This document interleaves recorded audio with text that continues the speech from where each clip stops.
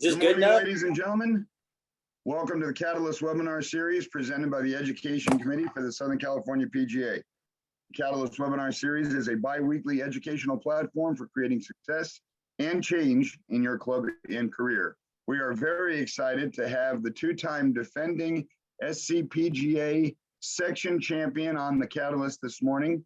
Kyle Mendoza is going to be going for his third straight SCPGA championship this coming Monday at El Niguel.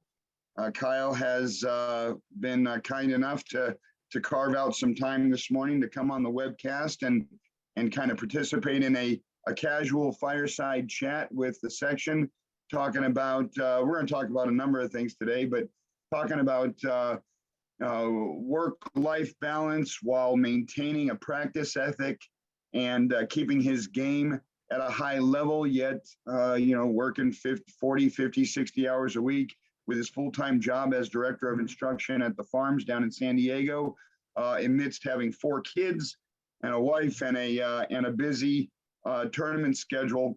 We all know about Kyle's playing resume. He's qualified for the CPC numerous times. He's played in several PGA Tour events as well over the last, I want to say 5-7 years. Good morning, Kyle. Thanks for being with us on the Catalyst webinar series this morning. How are you doing? I'm good, John. How are you? Thanks for the wonderful introduction there. Yeah, thank you. Thank you. It's just for the audience's educational background on Kyle and I. Kyle and I basically both started at South Hills Country Club over the last 20-25 years. We were at Candlewood Country Club together after that, and then he was back at South Hills after that, and of course now I'm back at South Hills. So we're West Covina South Hills boys from way back, so we know each other very, very well. Kyle, why don't you welcome everybody to the Catalyst webinar series and give them a little background on yourself. Well, welcome everybody. Thanks for joining John and I this morning. Yeah, I mean, kind of touching on what John said. I mean, life can get pretty busy in what we do, especially, working the hours we have to work. I have quite a big family, obviously, that's pretty well documented, and just trying to carve out time to be able to do not only work, but to try to keep my game sharp and to have family time. Could get a little difficult at times, but you just have to be organized and create that time and that you need. I like to start out this morning kind of making an announcement which has gone out the last couple of days to the various both our memberships at my club and at Hacienda, but I am taking the head golf professional position at Hacienda Golf Club starting in just a few weeks. So I'm going to be leaving the Farms Golf Club at the end of the month, which is bittersweet. This place has been great to me. The members have been great. I love the members. I love the club. I love everything about it. But the opportunity I have at Hacienda is great, and Hacienda Golf Club itself is awesome. I'm super excited about that opportunity. And like John mentioned earlier, I mean, we're both from South Hills, but I also worked for John when I first got in the business in 2007 at Candlewood. So John and I have known each other for a long time, and was able to learn a lot from him. And so, I have him to thank. I have a lot of people to thank. Mike Jack, Scott Hine here, the members at Hacienda, Wade Burzos at Hacienda, who originally hired me when I was 16 at South Hills to work carts. So there's That's right. a lot of people to thank, and I'm looking forward to the next couple of weeks. Excellent. Well, I polled the section board of directors for questions that they thought might be appropriate and that they were curious to ask you this morning. The first one here is, Kyle, how inspiring has the history of the farms been since moving there and knowing that Tommy Jacobs and John Schroeder were a large part of the club's evolution? Yeah, it's a pretty cool history here. Tommy Jacobs played, I think he was the youngest player to ever play in the Masters. I don't remember what year that is off the top of my head, but it was obviously several years ago. And Mr. Jacobs actually just passed away just a few weeks ago. he was great to the club. He helped open the club, and obviously as a player, pretty cool history with him as well. And then John Schroeder is still here. I see him every day. We play golf together, maybe once or twice a month, depending on how much I have time for to get in his game. And John Schroeder is great. He had, 500 or 600 tour starts in his career. That includes the Champions Tour. He was, I believe, the first pro here when they opened. And John's been great. He's such a great guy, and he's somebody who you can kind of banter with back and forth, which is great. That's always fun to have that interaction with him. But Schroeder's great, and if I've been able to put some type of mark, my own mark at the club the last couple of years, that's great. I know the membership is awfully proud of what I've been able to accomplish, and so that's pretty cool to have that. Now, going from actually, we'll stick to the playing questions first. What's the biggest driving reason in your mind behind your consistent success? We talk about this all the time. There's so many good players in our section, and there's guys, there's a bunch of guys that could go out and shoot low numbers 1-2 days in a row, 2-3 times a year at different tournaments. What's the biggest differentiating factor that enables you to consistently perform week in, week out, event in, event out? I think there's a few factors in that. But one, I have a great support system at home and at the club I work at. Obviously my wife and kids at home have been great. They're always supportive of what I need to do. And, I obviously carve out time for them as well. But, when it comes tournament time, if I have a big event coming up, they're really good about me, staying late, practicing, getting home later in the day. And obviously that's a huge part of it, to have that support, but also to, it right now, the last couple of years, the amount of physical things I've had, it takes a small army for me to be able to get ready to play golf. I see 3 different people almost every day, whether it be working out or a couple of doctors I see to help my body get right.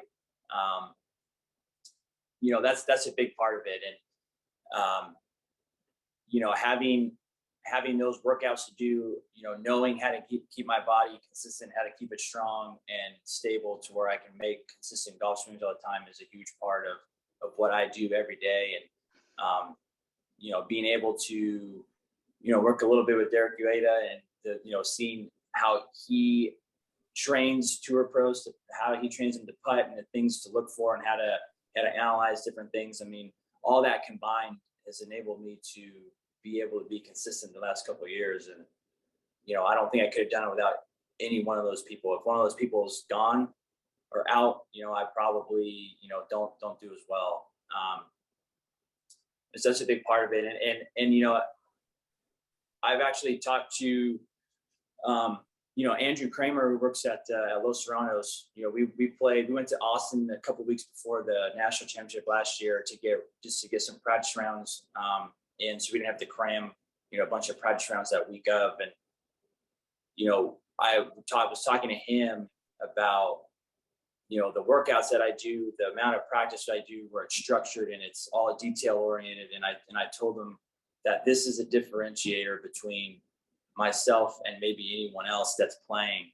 Right now I've been able to kind of train like a tour pro, even though I'm not playing in events all the time, but being able to do that, I shared with him that this is a big reason for the consistency. And I think, and I picked his brain a little bit on what he does as well. So we were kind of able to share some things, but, it's a giant way to get consistent and a big reason for that consistency. And then, I was kind of happy to watch him win the match play this year, a couple months ago, just, because I know he's putting in the work and getting better at the game too. So, being able to practice this way and structure it correctly is definitely a huge part of that. Now, what are some of the elements of your game that have improved since last year's win at the Farms? And what are some of the elements of your game that you have concerns about that you feel are not as strong as they were this time last year? Well, the last 3 weeks I spent hurt. Oddly enough, as much I just talked about, being able to be healthy enough to play. I was playing 3 weeks ago and did something. I didn't really do anything like traumatic to it. It just kind of gradually got worse and worse and worse as I was playing. And then, couldn't really walk for a couple of days. And then now the last 2 weeks is spent rehabbing, trying to get my body back to where I can swing a golf club and not hurt, or swing where I'm not being cautious. So the last couple of days I've been able to play, and it's been way better. So, this time last year I didn't have to deal with that. It seemed like I was kind of had a full head of steam coming in. This is a little different this year, but the round I played yesterday was really good. So that's actually kind of a good positive sign that, I'm kind of ready to go in a few days. But what's improved from last year, oddly enough, is my putting. I think that's getting better and better each and every event I play in, which, when you look at it on paper, at least myself, I don't know how it would get better, but when I'm practicing and the structure that I have with it and the results I'm seeing, it's getting better and better and better, which is kind of cool for me, because that's already something that I feel like I was really good at, and now it's getting even better. And to play at a high level and to win tournaments, you have to make putts, especially from 5 to 10 feet. And right now it's as good as it's ever been. So, I'm looking forward to getting out there next week and, hitting the ball halfway decent, which I'm probably going to. I don't think I'm going to hit it super well, just considering the last few weeks, but I'm going to chip and putt like a madman. So that's going to be fun. So obviously, going back to the desert 2 years ago, and then through that year to the farms last year, obviously you wanted to win a second section championship last year at your home club at the farms. But, I don't think internally there was as much pressure on yourself there as there is this year with a three-peat. Can you talk a little bit about the confidence versus cockiness that's needed to combat the pressure of going for a three-peat versus let's wait and see what happens. I'm going to keep a positive attitude about going into a repeat like you did last year? Yeah, I actually think, kind of to contradict a little bit of what you just said, I think last year it might have been the most pressure I've ever had in a golf tournament ever. Because it was your home club? Because it was at home, and it was 2 in a row, going for 2 in a row. And I knew that I was playing well enough to win, obviously, but it's one of those things where it's like, look, I'm at my home course, which, there's nothing tricky about the farms. So it's not like you don't have a home course advantage based off of that so much as you feel comfortable on every tee shot at our golf course when you play it a lot. When you don't play it a lot, there's 7 or 8 tee shots that you don't really feel comfortable on because it's so tight. So that was an advantage. So it's like, look, I'm going to have an advantage over everyone just because I see this place all the time. And I know, what shot shape to hit so I can get it in play, which is basically the key thing on our golf course, is to get the ball in play. And so I knew having that, like, look, I have to really do something bad to lose this golf tournament. And when you already have that mentality, sometimes it puts a little pressure on you internally because you know that it's right there for you.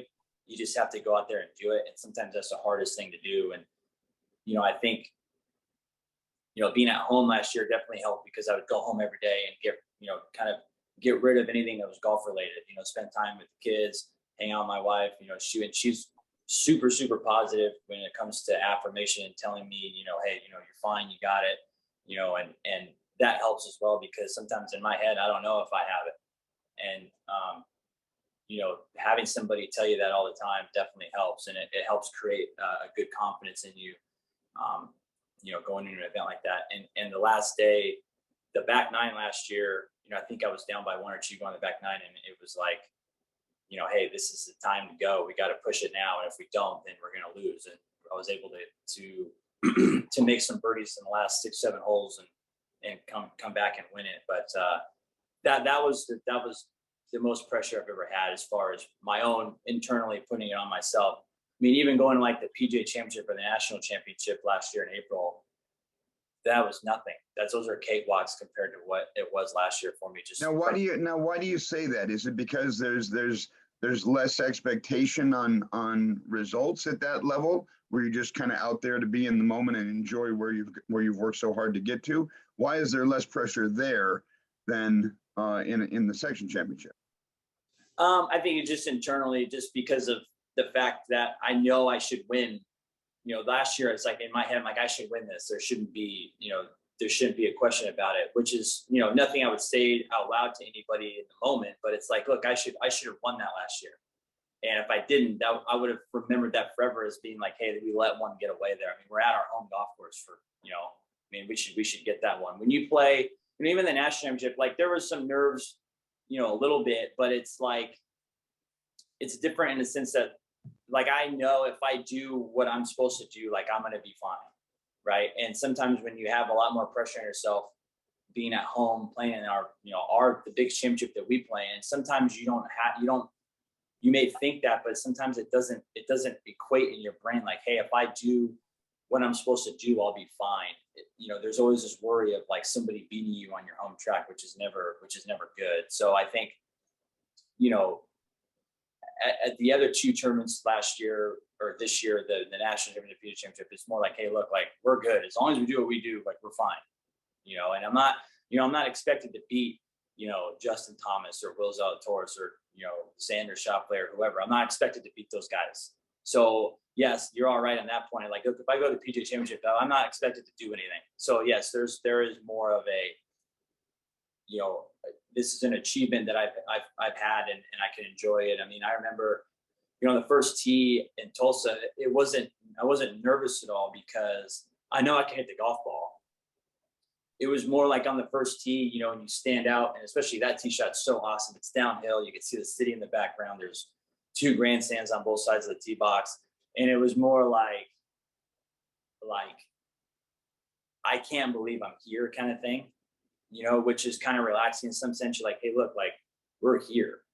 I don't know how I got here. I don't know, the journey for the last, several years. I don't know how we did it, but we're here and it's going to be awesome. And let's go play some golf. It's not like, oh, I don't want to, bogey the first hole. That's not even cross your mind at that point.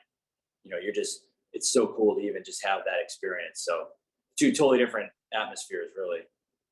Well, yeah, I mean, we all 1,600 members and associates in Southern California, we've all wanted to be in those shoes and experience what you have and what Michael Block has had with his successes playing on tour.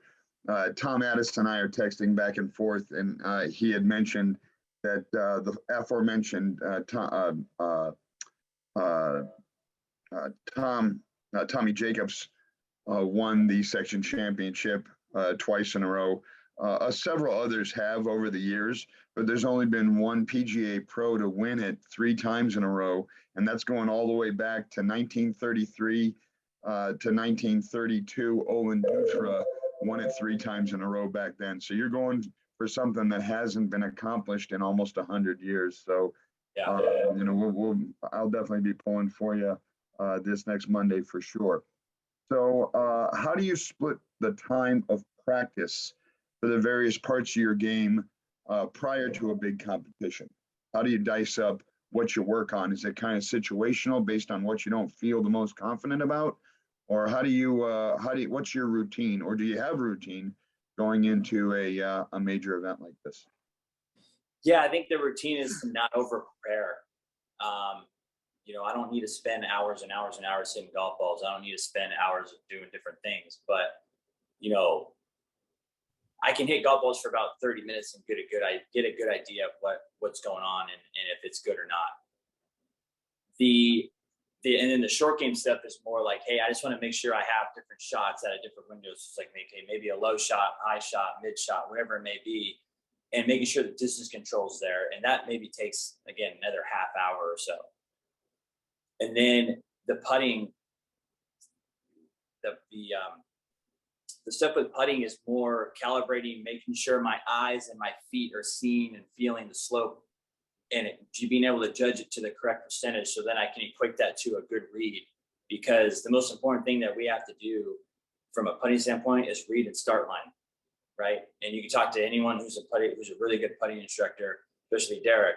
Read and start line are the two most important things, right? Everyone, has different stroke tendencies, right? As long as it's center contact, ball starts on line, the read's good, we're fine.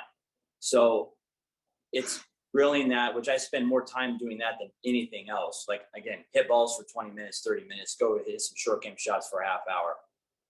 And then after that, it's putting. And so if I'm trying to calibrate all that, I'm out on the putting green with a digital level of calibrating all that. And then setting down putting plates and making sure the start line's correct. And then I'll go home, and after the kids are asleep, I'm out. I have a nice putting mat that runs at about an 11 and a half, and it's about 8 feet long. And I set up a putting plate there, and I just hit straight putts for 45 minutes or so, and making sure the start line is dead on. If the start line is dead on, all I have to do is read it. So there's a lot more into the putting than anything else. And the putting probably is 90% of what I'm doing, especially right now. Because as long as I can get the read and start line correct, and I'm getting center contact on the putter, like, I'm good to go. We're not going to miss anything inside of 10 feet, right? So that's really what it comes down to. Again, hitting balls and chipping, that's fine. And then we need to touch on that just a little bit. But it doesn't matter. I mean, if I'm hitting the ball well and I'm chipping well and I can't make anything from 5 to 10 feet, I mean, I might as well go home. So it doesn't. So the other stuff, that's 90% of the practice is going to be on putting. Excellent. Kind of changing gears here. Obviously, you put in a lot of hours teaching the membership at the farms. You're the director of instruction. You got that indoor teaching facility down there. I know you play with the members down there a lot as well as part of your teaching and coaching structure. But I think we all know that taking the head professional position at Hacienda is going to be a lot more non-playing hours. You're going to be in charge of the golf concession. You're going to be the department head for the inside and outside golf department operations there. And plus, you're going to be serving an equity membership that has a lot of expectations and a lot of service standards that they're used to. Obviously, Andy Tooney, the great PGA professional, was there for 30 plus years. You've got big shoes to fill, although there has been some successors in between you and Andy. But there's no misconceptions that you are definitely going to have to work a lot, and it's going to be work without a club in your hand and without a swing in your head. How are you going to go into that with your competitive lineage in mind? That's more of a relief than anything, John. As much as I love playing golf, I am looking forward to gradually kind of, getting out of have the daily grind of needing to get ready for competition. I mean, I'll still be playing, in events, but not nearly like I am now, and probably not playing as much as I am now, although I'm going to be playing with members there at the club. But it's actually, for me, it's more of a relief and more of a validation of what I've been working for 10 years and what I've been trained to do under you and Mike Jack for the last 10 or 12 years. As much as I love playing, as much as that is super cool, I hate, and I say hate because I really do hate it. I hate that people think that I can only play golf. Like, I hate it. And I hate it to the point where it's like, look, like, when the goal of mine 4 or 5 years ago, even before the success of the last couple of years, was like, look, I don't want to be known as a great golfer. I want to be known as a great golf professional, which are two totally different ends of the spectrum.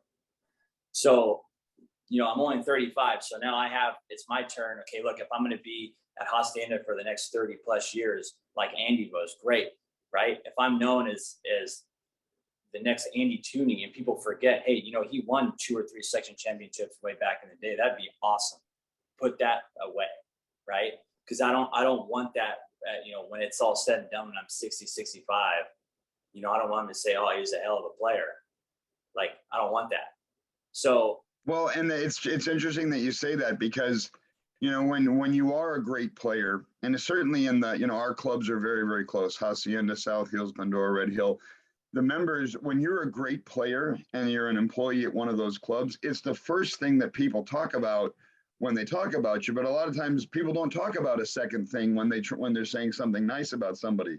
So when people say, "Oh, John, we like John because he does his job very well," it's because they don't have anything to say about my playing ability. So the nice thing to say is that he does his job well. But when you're a good player, the misconception is that, oh, he's not that strong of an operator because we spent our 30 seconds talking about him, talking about what a great player he is. It doesn't mean that he's not a great operator. It's just that the fact that he's a great player takes center stage in everything. So that when people talk about you, so I understand exactly where you're coming from on that.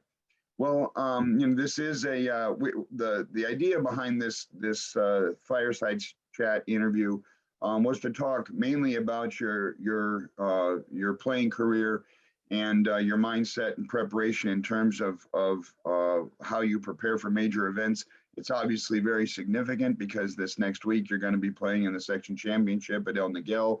But of course, in the last couple of days, we have this great locally breaking news where, you're going to be the next head professional at Hacienda. So I'd be remiss if we didn't spend some time talking about it. Obviously I worked with you for a long time, and like you said, you were of all the assistants that I ever had at my time in Candlewood, and even before that, being the lead assistant at South Hills, you were as strong or stronger than any assistant I ever worked with. You were the first guy to get there in the morning and last guy to go home at night, and always wanting to learn more and be involved in more. And you never ever had the punching the clock mentality. And I certainly appreciate that about you, and I know you're gonna be a huge success at Hacienda. It's just I couldn't be prouder for you, and also just to give a shout out to your brother Mike at Tamarisk. We're super excited that he's out there. Unfortunately, the questions that Mike and Scott McHugh have been asking me on text, we're not going to have time to get to any of those questions this morning. So forgive me for not being able to interject with any of those guys' questions. Any parting thoughts or things you want to leave the section with this morning before we jump off? Yeah, just thank you for everyone for, I've had several nice notes the last couple of days. Thank you for everybody for those. Yeah, I'm looking forward to next week. Whether I win or not, it's not terribly important. I practice like that, obviously, but there's also friends of mine that are playing that are, really good. And, I work with a couple of them from a teaching standpoint. And it's like, look, if they win and not me, it's going to make me just as happy as if I win. So, next week's just going to be fun. Secretly, I think deep down, my plan would be if I won and then I would play in the national championship, which I'm already in, and then maybe get into the PGA next year. Like I might take some time off after that, maybe for good. I don't know. So, it might be kind of a nice little last hurrah if I do win, but, next week's just going to be fun. And like I said, there's plenty of good players playing, and, obviously, Michael Block's going to be coming back from England. I think that, the night before from the PGA Cup. So he's going to be, ready to go. Might be a little tired, but he's definitely going to be ready to go. And so is, 10, 12, 15 other guys that are going to be ready to go. So, it's just going to be more fun than anything. I'm looking forward to getting out there and seeing, how I can play the first 2 days. Hopefully get off to a good start. But like I said, if I win, great. If I don't, and it's somebody that I've been working with, that's even better. And if it's somebody else, then that's cool too. So, it's going to be a great week nevertheless. Well, you're in a really good place. It's like you're going from one very successful chapter of your life as director of instruction at the Farms.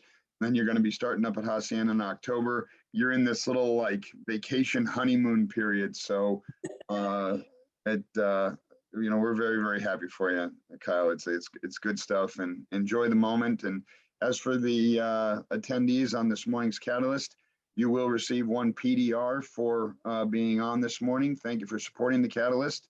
And thank you, Kyle, for carving out some time, and good luck next week. Take care, everybody. Have a great day.